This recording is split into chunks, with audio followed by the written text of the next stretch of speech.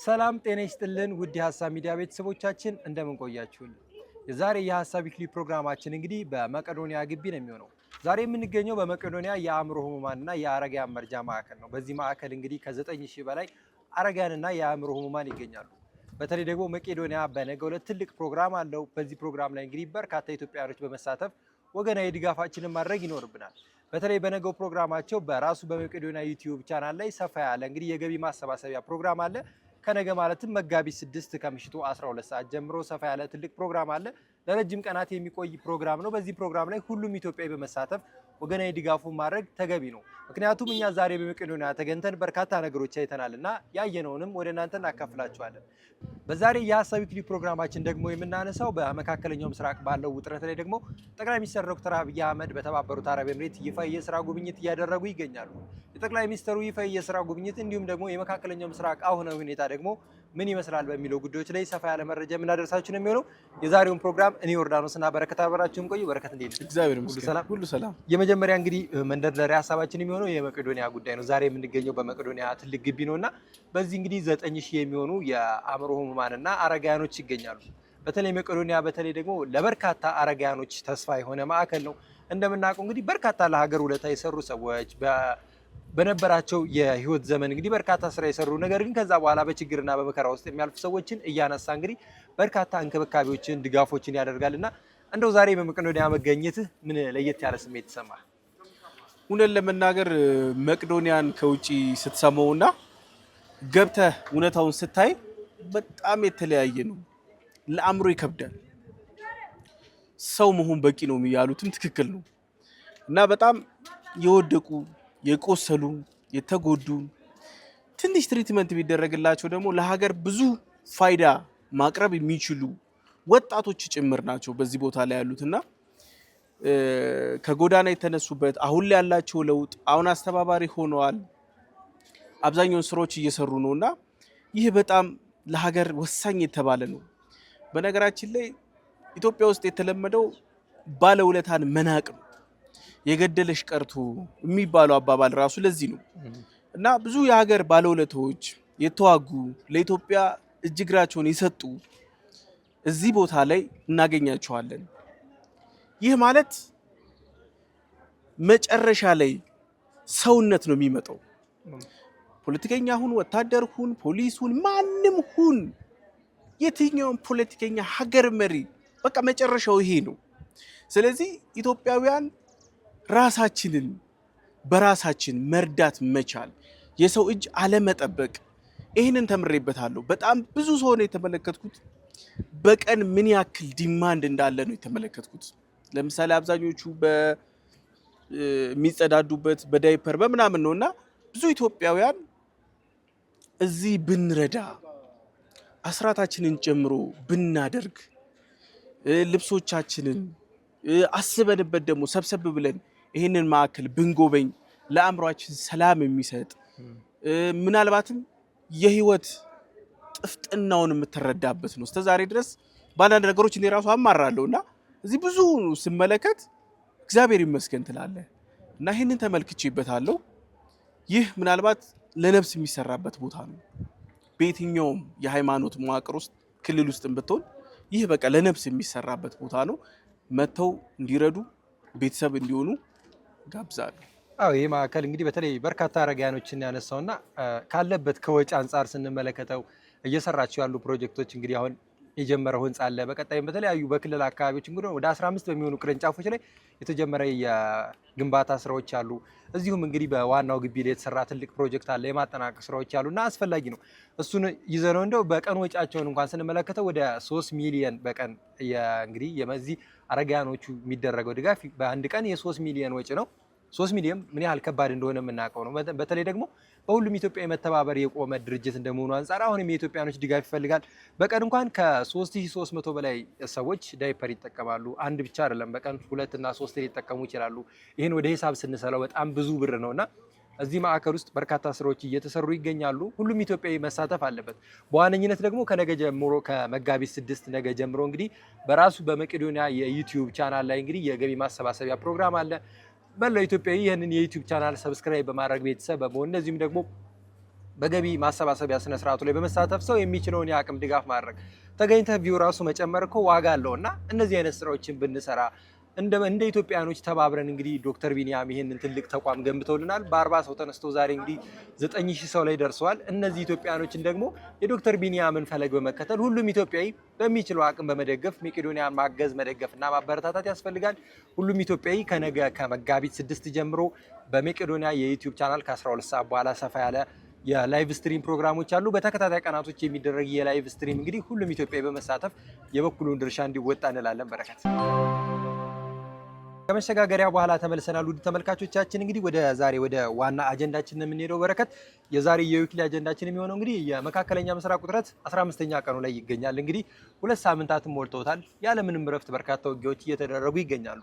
እነዚህ ሁላ ሁኔታዎች ባሉበት ሁኔታ እንግዲህ ጠቅላይ ሚኒስትር ዶክተር አብይ አህመድ ወደዚህ በርካታ ውጥረትና በርካታ የዓለም ትኩረት ወደ ሳበው የመካከለኛው ምስራቅ የተባበሩት አረብ ኤምሬት ይፋ የስራ ጉብኝት አድርገዋል። አሁንም በዛው ነው የሚገኙት። እንግዲህ ጠቅላይ ሚኒስትር ዶክተር አብይ አህመድም እንግዲህ ከተባበሩት አረብ ኤምሬት መሪ ጋር መሐመድ ቢን ዘይድ ጋር ሰፋ ያለ ይፋ የስራ ጉብኝት አድርገዋል። ውይይቶችንም አድርገዋል። በውይይታቸው መካከል እንግዲህ የሁለቱ ሀገራት ግንኙነቶችንም አንስተዋል። እንደ ዋነኛ ጉዳያችን የሚሆነው እንግዲህ ጠቅላይ ሚኒስትር ዶክተር አብይ አህመድ ዛሬ መካከለኛው ምስራቅ ይገኙ እንጂ ከዛሬ 17 ዓመት በፊት በመካከለኛው ምስራቅ የሚነሳው ውጥረትን በተለይ ደግሞ የመካከለኛው ምስራቅ ውጥረት እነዚህ ሂደቶች ዛሬ ላይ እዚህ ደረጃ የሚደርሱበትን ፕሪዲክሽን አስቀምጠው ነበረ።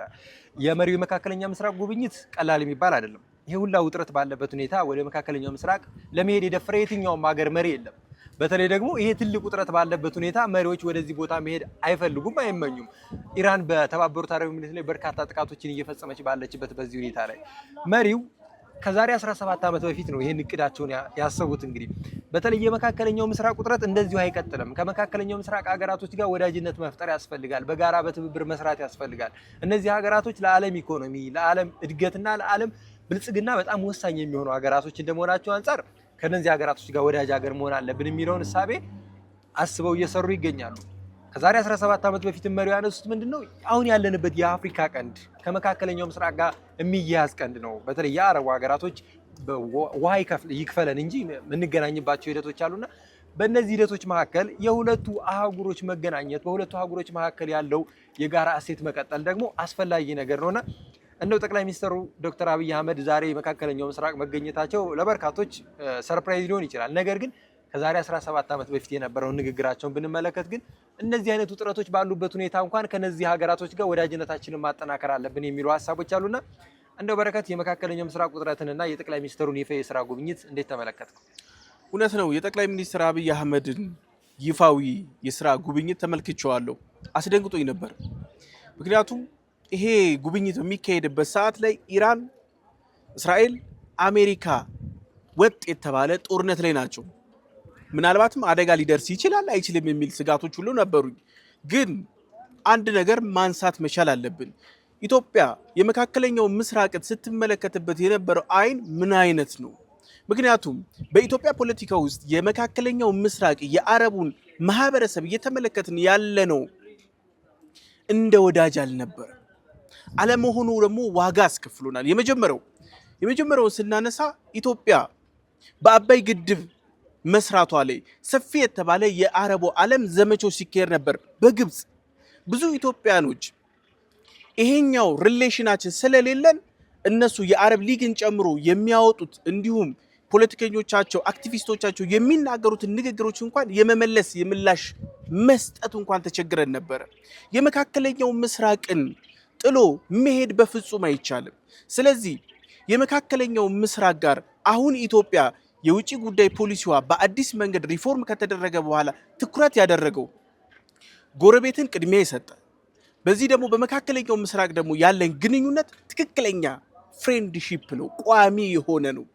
ይህ ማለት ለኢኮኖሚያችን ወሳኝ ነበረ። ለምሳሌ የለውጡ መንግስት ወደ ስልጣን በመጣበት ሰዓት ላይ በቢሊየን ዶላር ነበረ እነዚህ ሀገራቶች የኢትዮጵያን የወደቀውን የተሰበረውን ኢኮኖሚ የሚደግፍ ገንዘብ ሲሰጡ የነበረው። ይህ ቀላል አይደለም።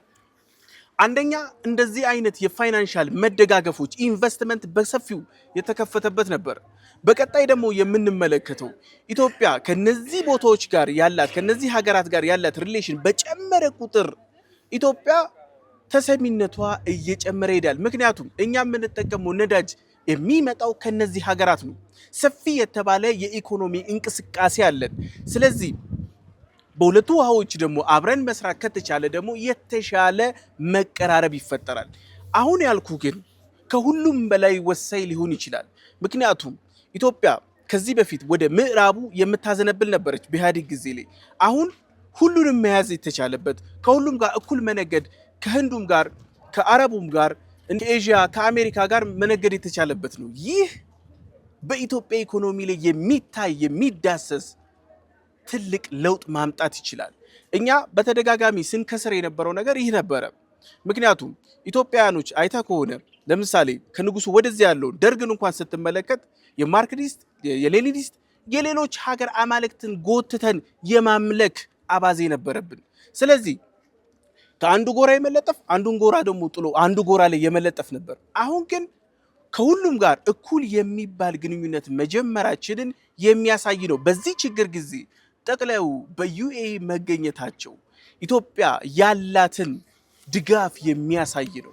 በነገራችን ላይ ኢትዮጵያ የምታሳየው ድጋፍ ወንድማማችነት ነው እንጂ አብሮ የነሱ ችግር ውስጥ የመግባት አይደለም። ስለዚህ ኢትዮጵያ እያሳየች ያለችው ወዳጅነት ቋሚ ነው። በችግርም በደስታም መቆም የሚችል ነው። ይሄ ጉዳይ ቀልድ አይደለም። ሌሎች ሀገራቶች መሪዎች ይህንን ማድረግ አልቻሉም። ኢትዮጵያ በድፍረት ይህንን ስታደርግ ታይታለች። ለምሳሌ በቅርብ ጊዜ በአባይ ግድቦች እንኳን ስንመለከት ሙሉ በሙሉ የአረብ ሊግ ኢትዮጵያን ሲወቅስ ነበር የሚውለው፣ ሲያላዝን ነበር። አረብ ሊግ ጠፍጥፋ የሰራችው ግብፅን ተቀብሎ ሲያስተጋባ የሚውል ነበር። አሁን አብዛኛው አረብ የኢትዮጵያንም ችግር መረዳት ጀምሯል።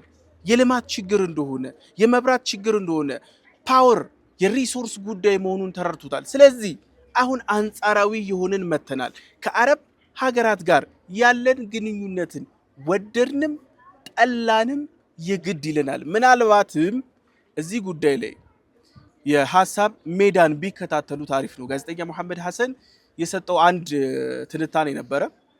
ሞር በጣም ከ17 ዓመት በፊት የነበሩ ቪዲዮዎችን እየቀነጫጨበ ያሳየበት ነበረ። በጣም አስተማሪ የሚባል ነው። ምናልባት እኛ ከዚህ ከምናወራው የተሻለ ነገር ሊኖር ስለሚችል እሱን ለወዳጅ ተመልካቾቻችን ሪኮመንድ አደርጋለሁ። አሁን እንግዲህ የመሪውን የመካከለኛው ምስራቅ እንደው ጉብኝት ስንመለከተው ቀጠናው በዚህ ውጥረት ባለበት ሁኔታ የጠቅላዩ ሚኒስተሩ እንግዲህ ጉብኝት ከምን አንጻር ነው የሚለው በርካታ ጉዳዮች እየተነሱበት ይገኛሉ። ከጠቅላይ ሚኒስተሩ ከራሳቸው ሀሳብ ስንነሳ እንግዲህ ይሄ ጉብኝት በቀጠናዊ ጉዳዩ ላይ ያማከለ በወዳጅነትና ደግሞ ቀጣይነት ባለው ግንኙነት ላይ የሚቀጥል ነው ብለዋል። የቀጠናውን ጉዳይ በተለይ ደግሞ ጠቅላይ ሚኒስተሩ ወደ ተባበሩት አረብ ኤምሬት ከመሄዳቸው በፊት ጅቡቲ ነበሩ። ከጅቡቲ እና ከሶማሊያው ፕሬዚዳንት ጋር ሰፋ ያለ ውይይት ሲያደርጉ ነበረ። ከዛ ውይይት ጎን ለጎን እንግዲህ ወደ ተባበሩት አረብ ኤምሬት መሄዳቸው ደግሞ የቀጠናዊ ጉዳዮችን ወደ ዓለም አቀፍ ደረጃ ከፍ እያደረግንበት ያለው ሂደቶችን አለ። በተለየኝ የዲፕሎማሲያዊ እንቅስቃሴ ከመላው የዓለም እንቅስቃሴ ስንመለከተው ሰፋ ያለ ግንኙነት አለን። የተባበሩት አረብ ኤምሬት ጋር ወዳጅ ሀገር እንደመሆናችን አንጻር እነዚህ ወዳጅ ሀገራቶች በተለይ ደግሞ በመካከለኛው ምስራቅ እና በቀጠናው መካከል ያሉ ግጭቶች ከጊዜ ወደ ጊዜ እየተባባሱ ከመምጣታቸው አንጻር አስፈላጊነታቸው ከፍ ያለ ነው። የተባበሩት አረብ ኤምሬት በመካከለኛው ምስራቅ ምን ያህል ጠቃሚ አገር እንደሆነች መመልከት እንችላለንና ቀጠናው ጉዳዮችንም ወደ ዓለም አቀፍ ደረጃ ከፍ ማድረግ ነው። ቅድም እንዳነሳው በመሐመድ ሐሰን ፕሮግራም ላይ እንግዲህ ከዛሬ 17 ዓመት በፊት ሲነሳ የነበረው ጉዳይ ምንድነው ብለን ስንመለከተው የዓለም ጉዳዮችንም በጋራ መያዝ እንደዚሁም ደግሞ የመካከለኛው ምስራቅንም ጉዳይ ደግሞ ወደኛ መሳብ ነው። ከመላው ዓለም ጋር እንደምትሰራው አንጻር ከመካከለኛው ምስራቅ ሀገራቶችም ጋር በጋራ መስራት አስፈላጊ ነው። ይሄንን እንቅስቃሴ ነው ከዛሬ 17 ዓመት በፊት በእቅድ ይዘውት የነበረውን እንቅስቃሴ አሁን ወደ ከፍ ወዳለ ደረጃ ያሻገሩበት በመሪነት ስልጣን ዘመናቸው እንግዲህ ይህን ስራ እየሰሩበት እንመለከታለን። የቀጠናው ጉዳዮች ምን አሉ ብለን ስንመለከት የኢትዮጵያ ፍላጎት አለ። የቀጠናው ግጭት ላይ በጣም ከፍተኛ ተሳታፊዎች አሉ። ቀጠናው ውጥረቱ ከጊዜ ወደ ጊዜ እየተባባሰ ነው። የቀጠናውን አስፈላጊነት መመልከት እንችላለን። በተለይ ደግሞ በዛ አካባቢ ላይ የጦር ሰፈሮች ለመገንባት የሚንቀሳቀሱ የተለያዩ የዓለም ሀገራቶች እንደመኖራቸው አንጻር የቀጠናው አስፈላጊነትን መመልከት እንችላለን።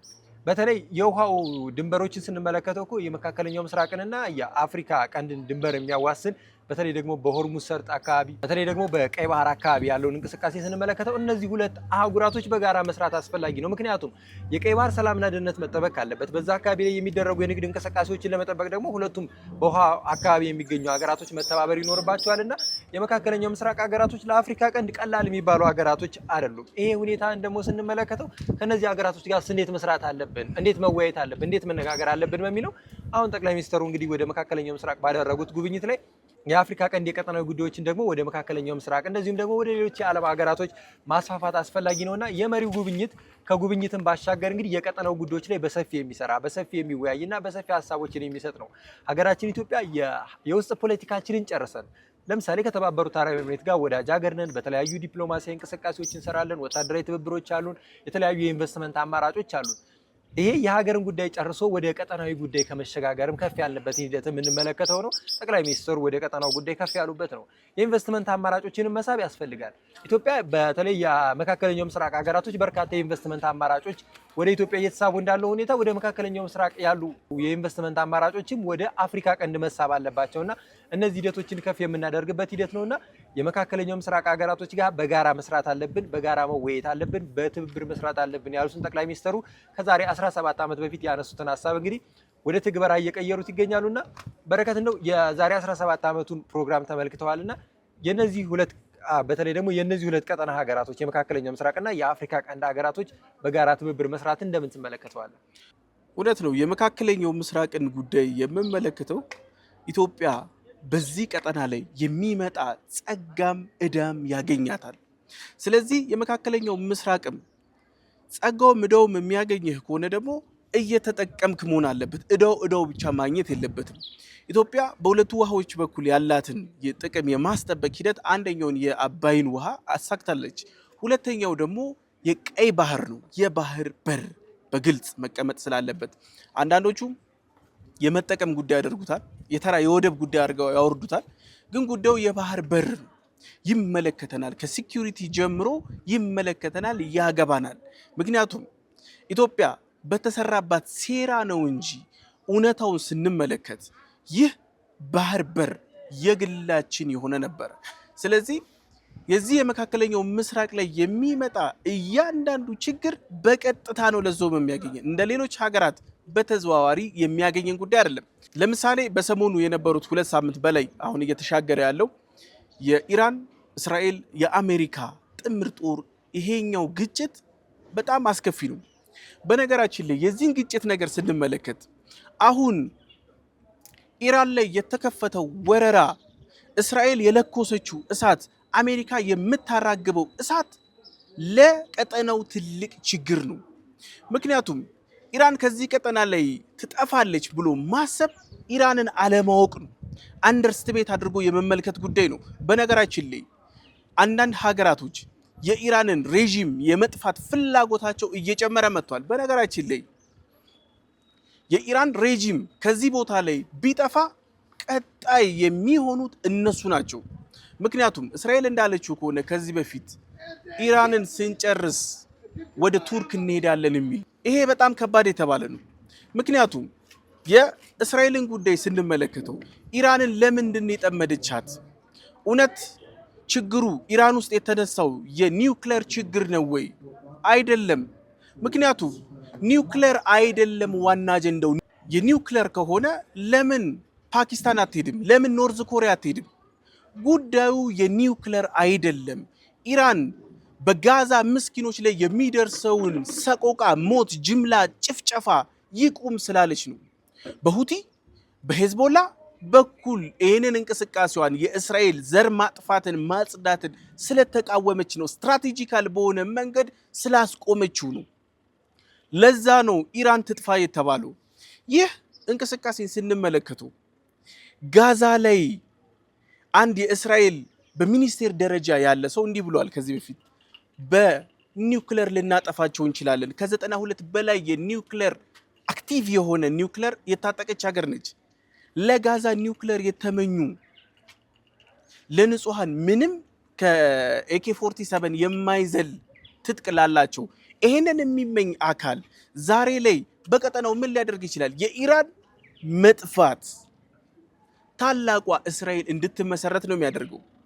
ታላቋ እስራኤል ከግብጽ ጀምሮ ግማሽ ሳውዲ አረቢያን ይዞ ይህንን አቀጠና በሙሉ በሰፊው የሚጠቀልል ነው።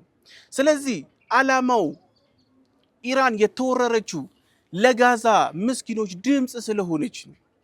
ሁቲ ቀይ ባህር ላይ የአሜሪካንና የምዕራቡን ሸቀጣሸቀጥና ነዳጅ ስለያዘው ነው፣ ስላገተው ነው፣ ወደው አይደለም። የጋዛ ስምምነት የሻርማል ሼኩ ስምምነት የተፈረመው ተገደው ነው፣ ፈልገውት አይደለም። ሁቲ ነው ይሄንን ስራ የሰራው። ሁቲን ደግሞ የምትረዳው የምታቋቁመው ደግሞ እሷ ነች፣ ኢራን ነች። ኢራን ይሄንን እያደረገች ያለችው ቀጥታ የጋዛ ምስኪኖችን መታደግ ስላልቻለች በተዘዋዋሪ መንገድ አርገዋለች፣ አሳክተዋለች። ስለዚህ የዚህ ሬጂም መኖር ግዴታ ነው። በነገራችን ላይ አሜሪካ አሁን ሙሉ በሙሉ ሽንፈት ላይ ነች። ምክንያቱም አሜሪካ እዚህ ጦርነት ላይ ከ2 ሳምንት በላይ ስትቆይ በትሪሊየን ዶላር አውጥታለች ለእያንዳንዱ ተተኳሽ። ኢራን የምትሰራቸው የሻሂድ ድሮኖች በ20 በ30 ሺህ ዶላር የሚሰሩ ናቸው። ግን አሜሪካም እስራኤልም ግን ለመቃወም የሚያወጡት በሚሊየን የሚያወጣ ደረጃ ነው። ይህ ማለት ጦርነቱን ቀያይረዋለች ማለት ነው።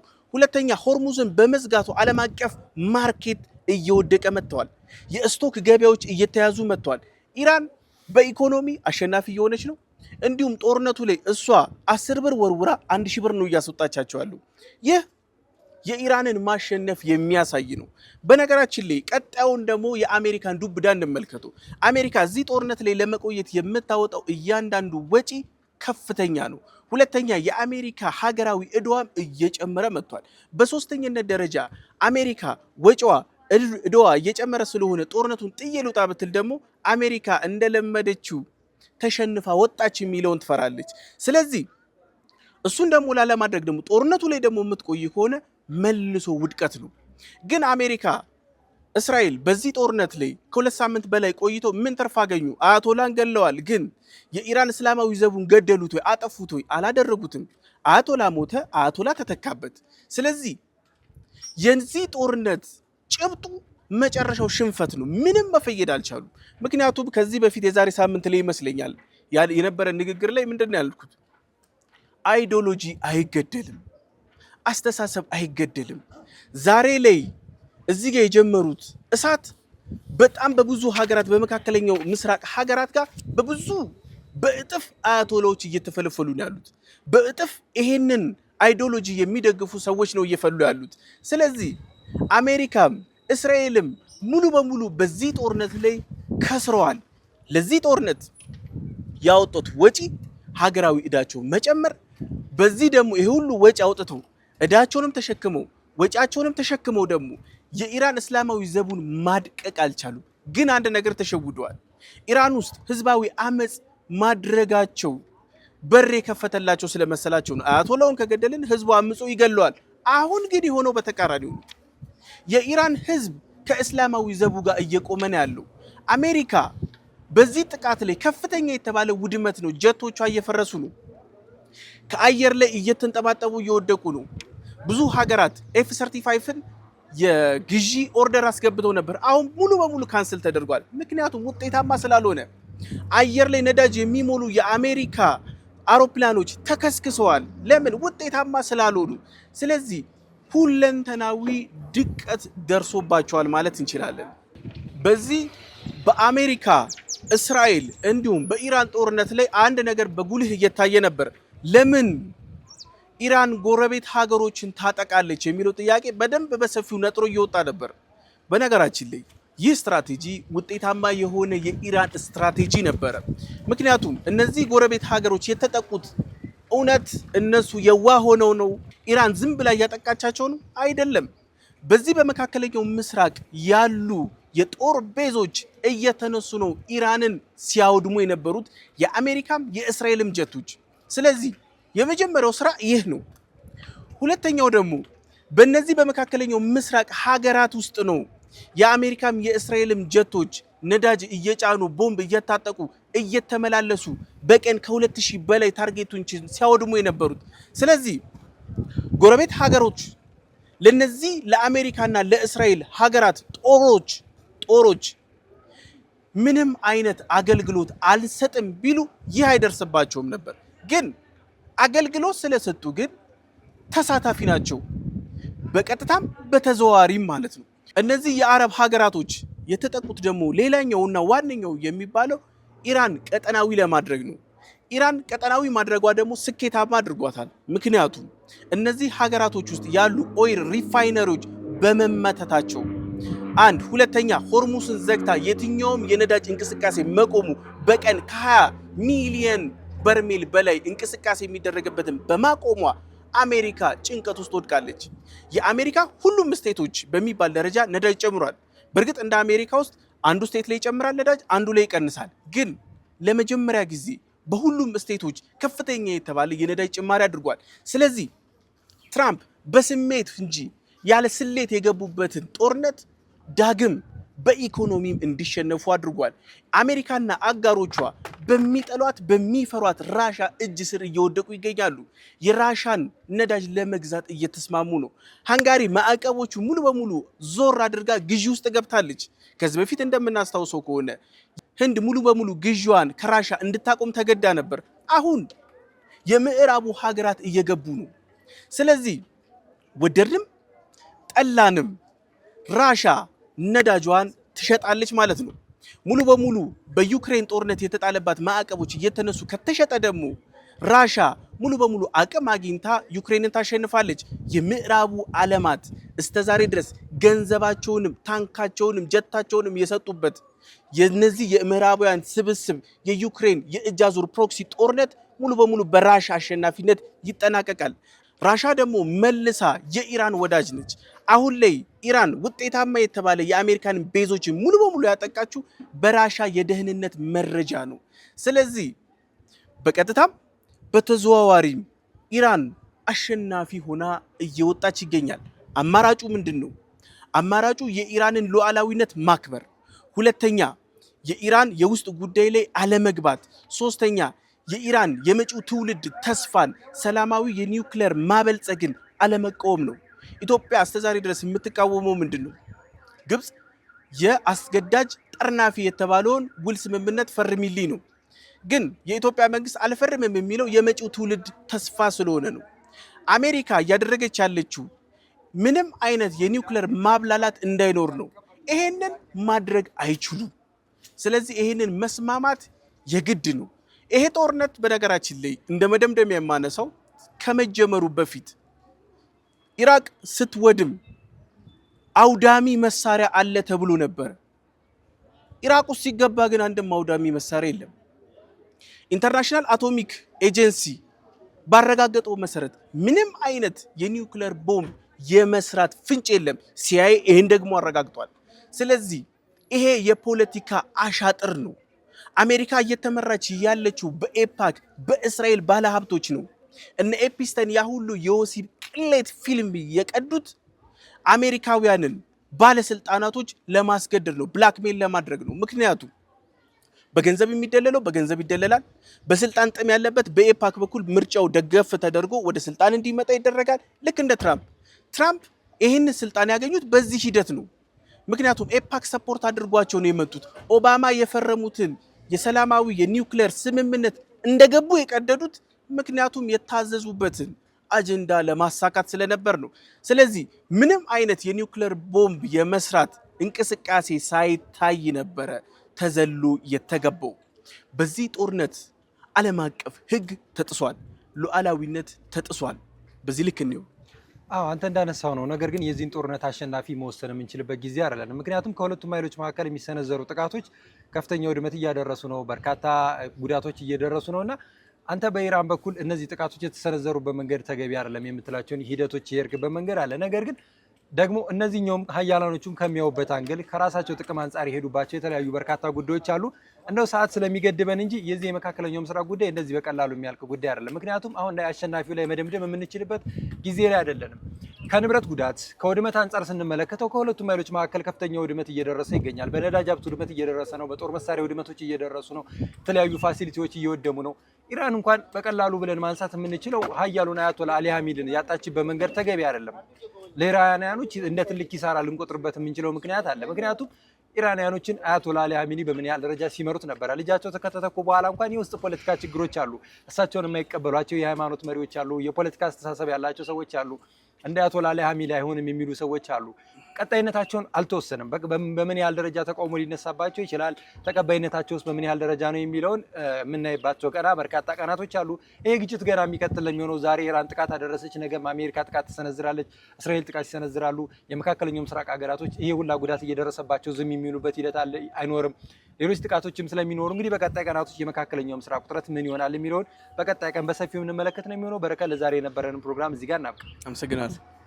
ውድ ተመልካቾቻችን ለዛሬ የነበረን የሀሳብ ዊክሊ ፕሮግራማችን ይህን ይመስል ነበረ። የዛሬ የሀሳብ ዊክሊ ፕሮግራማችንን እንግዲህ በመቄዶንያ አረጋውያንና አእምሮ ህሙማን መርጃ ማዕከል በመገኘት የመቄዶንያን እንደዚሁም ደግሞ አሁናዊ የፖለቲካ እውነቶችን በሰፊው ስንወያይ ይቆያል።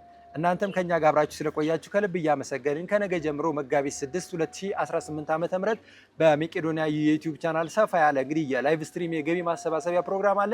የመቄዶንያ የዩቲዩብ ቻናልን ሰብስክራይብ እያደረጋችሁ ያላችሁን ድጋፋችሁ እንድታደርጉ ከወዲሁ እየጋበዙ በቀጣይ ቀን በሌላ መረጃ እስከምንመለስ ደግሞ ቸር ቆዩ።